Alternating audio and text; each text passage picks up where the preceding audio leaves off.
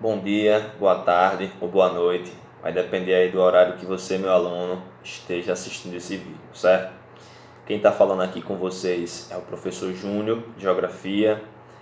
Grande maioria, sem dúvidas, né, me conhece. E o que acontece? Nós, professores, em conjunto, claro, com a equipe da coordenação e direção do Colégio Shaddai, pensamos numa maneira que pudesse, de certa forma, aproveitar esse período que estamos passando de ausência física na escola por conta da situação da saúde pública, pudesse ser aproveitado ou fosse, sem dúvidas, melhor aproveitado para que a gente pudesse não só rever conteúdos, como também, se possível, ver novos conteúdos, ok? Então, eu espero que todos estejam estudando, espero que todos estejam tomando as medidas que as autoridades estão nos orientando e recomendando, certo? Com relação à aglomeração de pessoas, com relação à higiene. Então, espero de verdade que todos estejam fazendo, certo? E que continuem, certo? Vamos, sem dúvidas nenhuma, resolver e conseguir superar essa situação.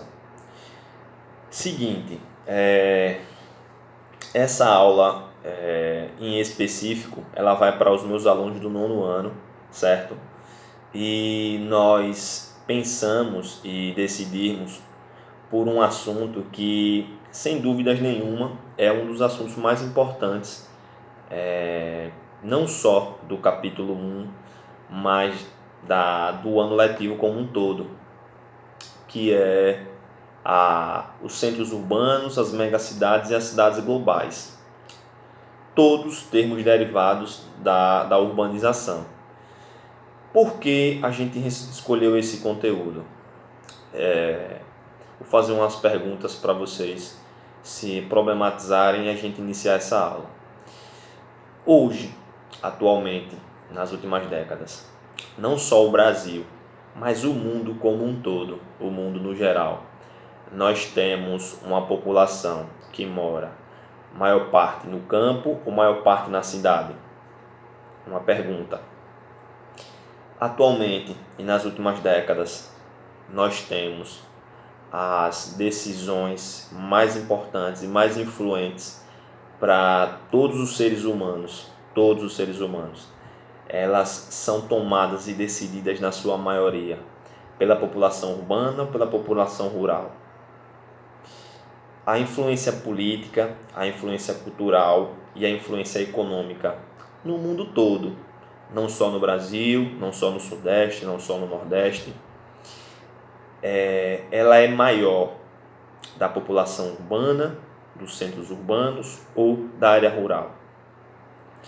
Então, são três problematizações para a gente começar essa aula. E aí, já pensaram? Já resolveram? Pronto. Todos que estão assistindo essa aula, esse vídeo, tenho certeza que vai lembrar do que a gente discutiu na sala, do que a gente dialogou na sala e respondeu na sala. Então, sem dúvidas nenhuma, a população urbana hoje, não só no Brasil, mas no mundo todo, ela representa a população e a parte do mundo que mais influencia, que mais toma decisões, que mais é relevante, feliz ou infelizmente, para o mundo todo. Então, sem dúvidas nenhuma, por isso a gente escolheu essa temática, ok? Então, o que acontece? Como nós temos uma população predominantemente urbana no mundo todo, vivendo nos centros urbanos, os locais foram se modificando, os locais foram sofrendo mudanças e foram adquirindo algumas características, esses centros urbanos. A depender se é num país desenvolvido, se é num país subdesenvolvido, a depender se é um centro urbano na parte mais rica do país, se é na parte não tão rica do país, mas eles foram adquirindo características quantitativas, sobretudo, e definições, certo?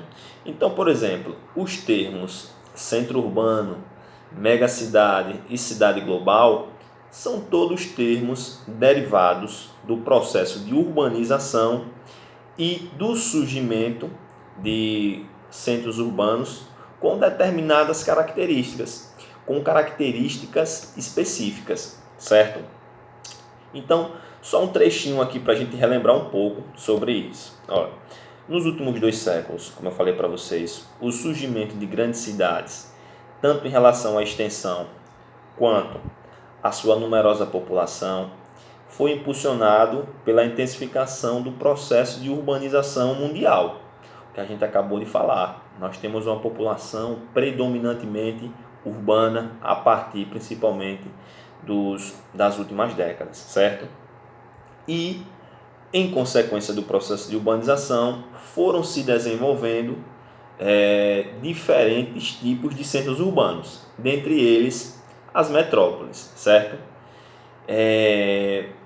Metrópole a gente podia definir, né, ou exemplificar, seriam cidades em que o crescimento extenso, né, do espaço urbano interligado e integrado passa a exercer forte influência política, econômica, né, e cultural também em áreas próximas e também nas mais distantes, como eu acabei de falar para vocês.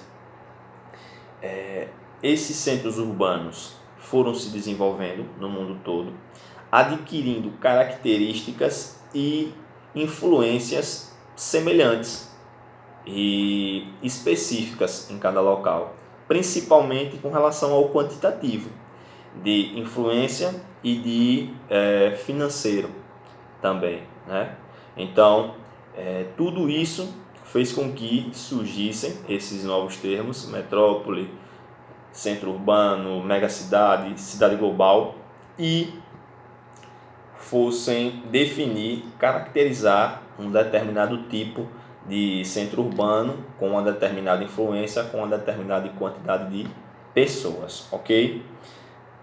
Por exemplo, no mundo todo a gente tem vários centros urbanos, como São Paulo, aqui no Brasil, como Salvador, aqui no Brasil, como Aracaju, aqui em Sergipe. São todos exemplos de centro urbano, como nós temos Nova York, nos Estados Unidos, Tóquio, no Japão, temos Sydney e Melbourne, na Austrália, todos centros urbanos importantíssimos.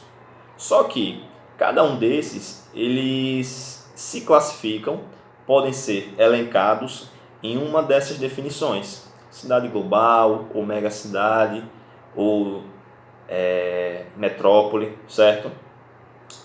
Por exemplo, se a gente fosse definir megacidade ou caracterizar melhor uma megacidade, são aglomerações urbanas com mais de 10 milhões de pessoas, ou seja, a quantidade de pessoas, nesse caso, especifica ou separa, caracteriza o termo megacidade dos outros centros urbanos, certo? Então, megacidade, a gente poderia dar um exemplo de São Paulo. É um exemplo de São Paulo, uma aglomeração urbana com uma média ou superior a 10 milhões de habitantes. Só que vale a gente destacar também um outro ponto importante para relembrar a definição de megacidade. Além desse quantitativo de pessoas, nós temos cidades, megacidades, melhor falando, sendo oriundas ou encontradas principalmente nos países subdesenvolvidos. Por quê, professor? Porque as megacidades, elas não possuem, geralmente, 99% das vezes, elas não exercem uma influência cultural, econômica e política tão grande quanto as cidades globais, que eu vou explicar já já. Então, por exemplo, a cidade do México, São Paulo, são exemplos de centros urbanos importantes, com um quantitativo enorme de pessoas, média ou maior a 10 milhões, e que são encontrados principalmente nos países subdesenvolvidos e não exercem normalmente tanta influência política, econômica e cultural como uma cidade global, certo? Ok. Para a gente fechar, cidade global, se a gente fosse definir, seria também um centro urbano desenvolvido, encontrado principalmente nos países mais desenvolvidos.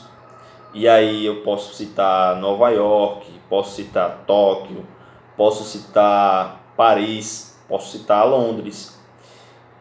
Se vocês perceberem ou refletirem um pouquinho, esses centros urbanos que eu acabei de falar para vocês, todos eles também possuem aglomerado de pessoas. Todos eles também exercem influência no mundo. Só que esses centros urbanos ou essas ditas cidades globais, elas, além de serem um centro financeiro de importância mundial, elas também exercem influência cultural, política e econômica no mundo todo. E, por coincidência, é um assunto relacionado ao que a gente trabalhou das multinacionais. As sedes das multinacionais, principalmente, vão ser encontradas nessas ditas cidades globais, ok? Então, cidade global é um termo semelhante à megacidade, mas se diferencia pela quantidade de pessoas e pela influência que exerce no próprio país e mundialmente falando.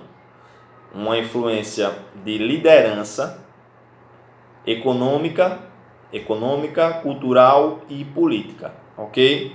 Espero que tenham relembrado, espero que quem não tinha aprendido nas outras aulas aprendeu, certo?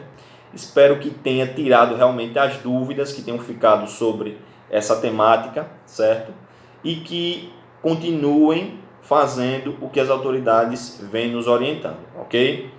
Estudem e a gente se encontra em breve, com fé em Deus. Até mais. Abraço.